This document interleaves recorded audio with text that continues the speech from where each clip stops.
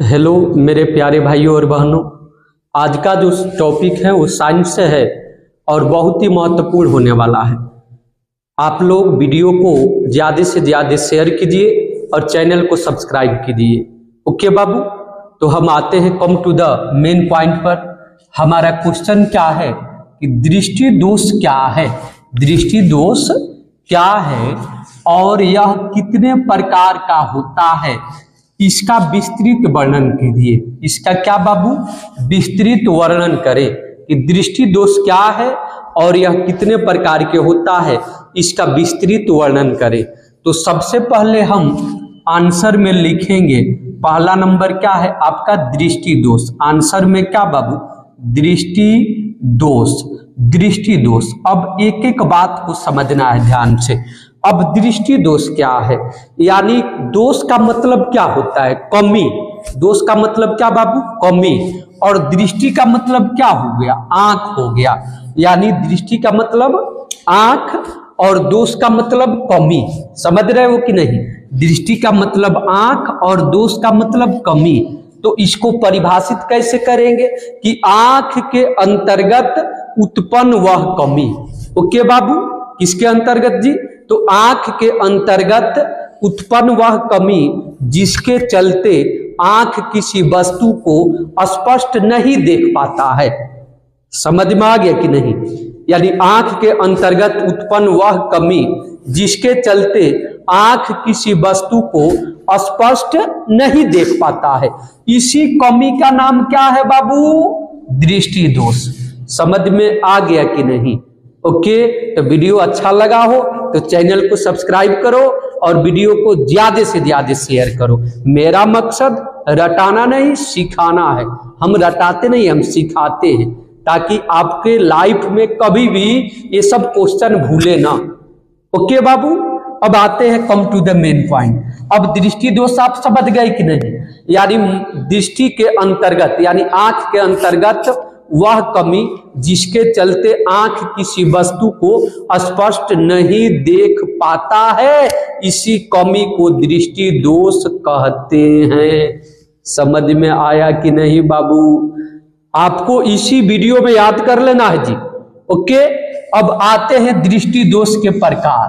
किसके प्रकार बाबू, दृष्टि दोष के प्रकार। तो दृष्टि दोष जो है ना वो चार प्रकार के, मुख्यतः कितने प्रकार के बाबू, तो चार प्रकार के होता है। यानी लिखेंगे क्या जी कि दृष्टि दोष, दृष्टि दोष मुख्यतः, दृष्टि दोष मुख्यतः चार प्रकार के होता है, मुख्यतः चार प्रकार के होते हैं, चार प्रकार के होते हैं। यानी दृष्टि दोष मुख्यतः कितने प्रकार के बाबू, चार प्रकार के होते हैं। जिसमें पहला नंबर क्या है मेरे बाबू, तो पहला नंबर है निकट दृष्टि दोष। निकट दृष्टि दोष है पहला नंबर का। क्या नाम है बाबू, निकट दृष्टि दोष। क्लियर है। आपका दूसरा नंबर क्या है, तो दूसरा नंबर है दूर दृष्टि दोष, दूर दृष्टि दोष। और तीसरा नंबर क्या है बाबू, तो जरा दूरदर्शिता, जरा दूरदर्शिता। तीसरा नंबर है जरा दूरदर्शिता।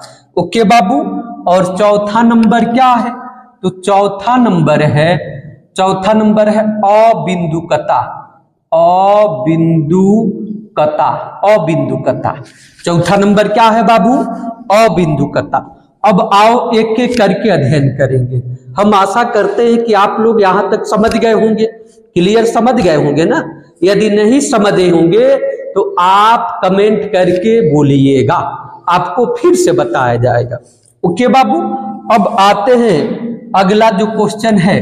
दृष्टि दोष चार प्रकार के होते हैं, कितने प्रकार के बाबू, चार प्रकार के। तो चार प्रकार में जो पहला नंबर है वह है निकट दृष्टि दोष। क्या बाबू, निकट दृष्टि दोष। तो निकट दृष्टि दोष में क्या होता है बाबू, अब इस समय एक एक करके समझना है। अब निकट दृष्टि दोष में क्या होता है, यानी निकट दृष्टि दोष में पहला नंबर, इस समय नजदीक की वस्तु दिखाई देती है। नजदीक, नजदीक, नजदीक यानी निकट की वस्तु, इस समय निकट की वस्तु दिखाई देती है। निकट की वस्तु दिखाई देती है, वस्तु दिखाई देती है, दिखाई देती है। अब तुम थोड़ा सा कंफ्यूज यहां पर होगे, मैं जानता हूं कहां पर दिक्कत है। यहां पर आप पूछोगे निकट दृष्टि दोष, इसके नाम से तो मालूम चल रहा है कि नजदीक की वस्तु नहीं दिखाई देना चाहिए।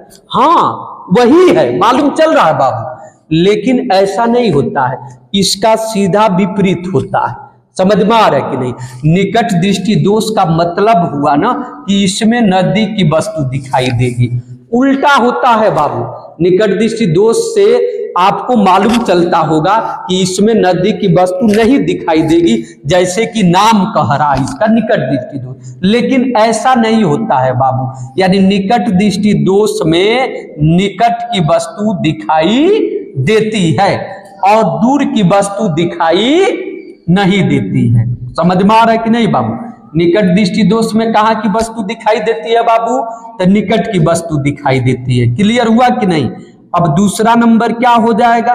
तो दूसरा नंबर हो जाएगा इसमें दूर की वस्तु दिखाई नहीं देती है, इसमें दूर की वस्तु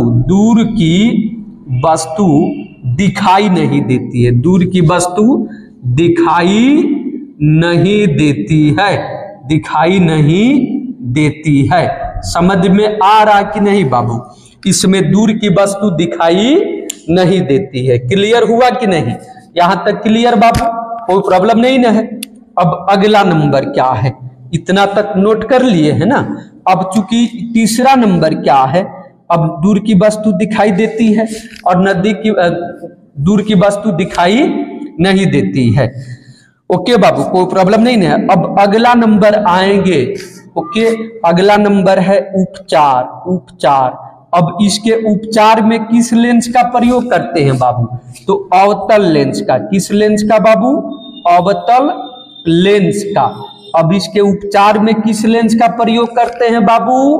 तो अवतल लेंस का प्रयोग करते हैं।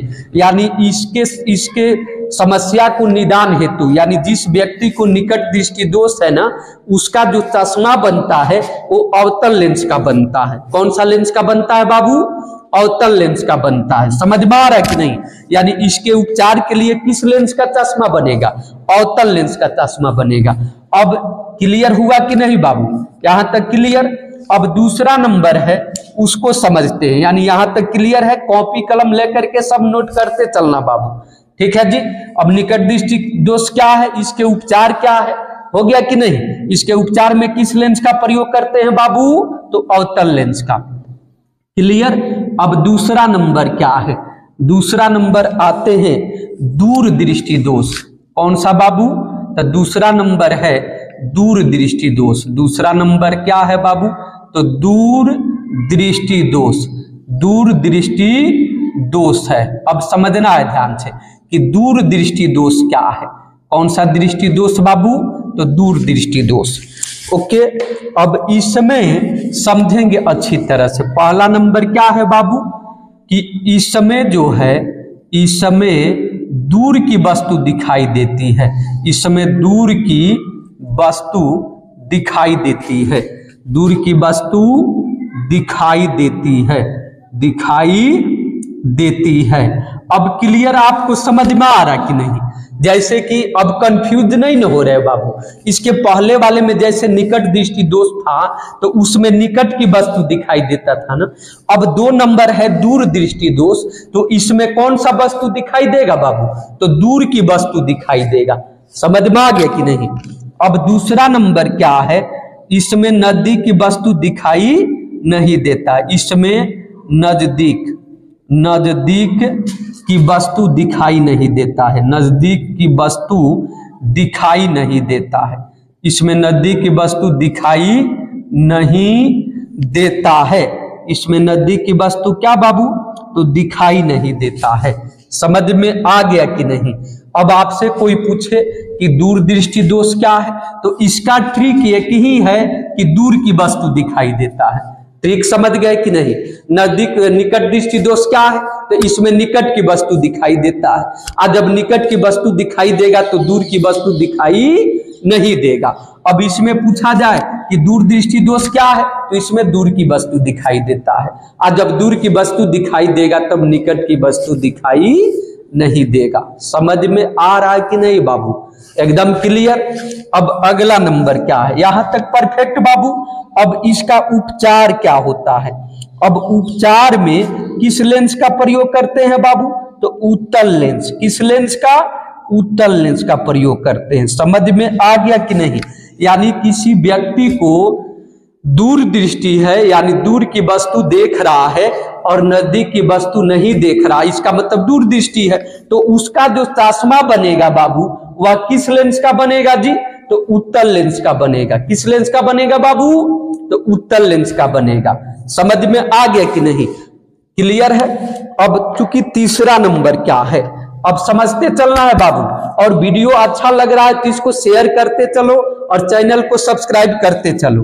ओके बाबू, क्लियर है? कोई प्रॉब्लम नहीं ना है जी? अब अगला नंबर क्या है? क्लियर है। अगला जो तीसरा नंबर है वह है जरा दूरदर्शिता। तीसरा नंबर क्या है बाबू? जरा दूरदर्शिता। जरा दूरदर्शिता, जरा दूरदर्शिता है तीसरा नंबर जो है, जरा दूरदर्शिता। अब आप पूछोगे ना कि जरा दूरदर्शिता क्या है? अब समझना है ध्यान से। अब जरा दूरदर्शिता में जो है ना, इसमें न तो नजदीक की वस्तु दिखाई देती है और न तो दूर की वस्तु दिखाई देती है, यानी दोनों में से कोई भी वस्तु दिखाई नहीं देती है। समझ में आ गया कि नहीं बाबू? यानी जरा दूरदर्शिता में क्या है मेरे भाई बहन, कि न तो नजदीक की वस्तु दिखाई देगा और न तो दूर की वस्तु दिखाई देगा, यानी दोनों वस्तु दिखाई देना बंद हो जाता है। नजदीक और दूर दोनों वस्तु दिखाई नहीं देगा। अब इस बीमारी का जो है मुख्य कारण क्या है? यानी जब व्यक्ति का उम्र बढ़ने लगता है तो यह बीमारी 60 वर्ष के आसपास जाते जाते पकड़ता है। यानी व्यक्ति जब 60 के आसपास जाता है ना, तब जाकर के बीमारी पकड़ता है। समझ में आ रहा है कि नहीं? तो इसमें क्या होता है बाबू? अब इसमें दूर और नजदीक, दूर और क्या बाबू? नजदीक, दूर और नजदीक दोनों वस्तु दिखाई नहीं देता है। दोनों वस्तु, दूर और नजदीक दोनों वस्तु दिखाई नहीं देता है। दोनों वस्तु दिखाई नहीं देता है। क्या समझ में आ गया कि नहीं बाबू? अब जरा दूरदर्शिता में क्या बाबू? इस समय दूर और नजदीक दोनों वस्तु दिखाई नहीं देता है, यानी न तो दूर की वस्तु दिखाई देगा और न तो नजदीक की वस्तु दिखाई देगा, दोनों दिखाई नहीं देता है। समझ में आ रहा है कि नहीं? अब इसका जो कारण है ना बाबू, इसका कारण क्या है? थोड़ा कारण भी जान ले। यानी नेत्र का समंजन क्षमता नष्ट हो जाना। नेत्र का समंजन क्षमता, क्या बाबू? समंजन क्षमता, नेत्र का समंजन क्षमता नष्ट हो जाना है, नष्ट हो जाना है। ओके बाबू। अब इसका कारण क्या है बाबू? तो नेत्र का समंजन क्षमता, नेत्र का क्या जी? समंजन क्षमता क्या हो जाना है? तो नष्ट हो जाना है। ओके बाबू। इसका कारण क्या है बाबू? तो नेत्र का समंजन क्षमता नष्ट हो जाना है। अब आप पूछोगे ना कि समंजन क्षमता क्या होता है? मुझे मालूम नहीं है कि समंजन क्षमता क्या होता है। समंजन क्षमता का मतलब बाबू कि नेत्र जो अपने अंदर बिना बनावट के जो परिवर्तन करता है, यानी बिना कारण का जो क्या करता रहता है?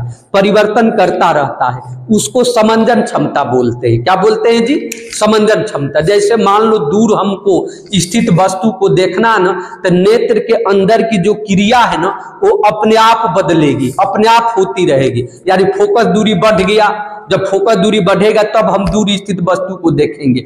अब नेत्र में के अंदर जो फोकस दूरी है ना वो अपने आप बढ़ जाएगा।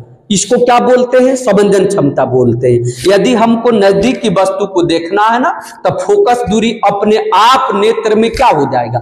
घट जाएगा। इसको क्या बोलते हैं? समंजन क्षमता बोलते हैं। समझ में आ रहा है कि नहीं? यानी जब किसी वस्तु के अंदर आवश्यकता के अनुसार और क्या उसके अंदर परिवर्तन होता रहता है, स्थिति के अनुसार क्या होता रहता है? परिवर्तन होता रहता है, उसको क्या बोलते हैं बाबू?